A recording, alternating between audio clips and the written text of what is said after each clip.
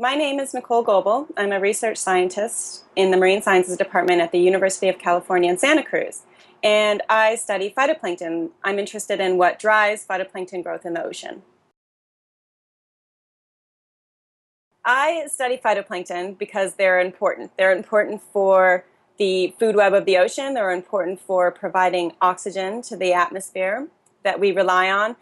And I look at what factors drive their growth in the ocean. So if we understand these factors that drive their growth, we can better understand the impacts that they're going to have on climate and vice versa.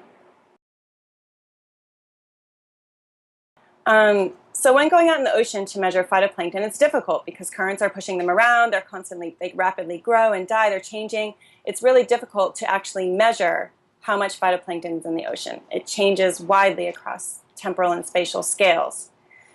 Traditionally, we've had to go out on boats. It was very time-consuming, environmentally intensive, large impacts on the ocean. But with the wave glider, we can send multiple instruments out in order to cover a larger spatial coverage and high temporal resolution in order to really get more comprehensive measurement of phytoplankton biomass in the ocean.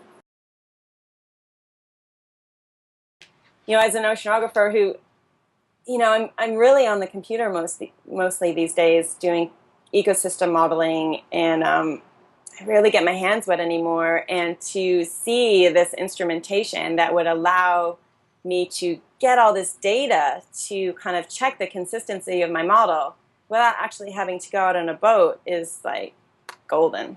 I mean, it would just be, it's a fantastic source of information.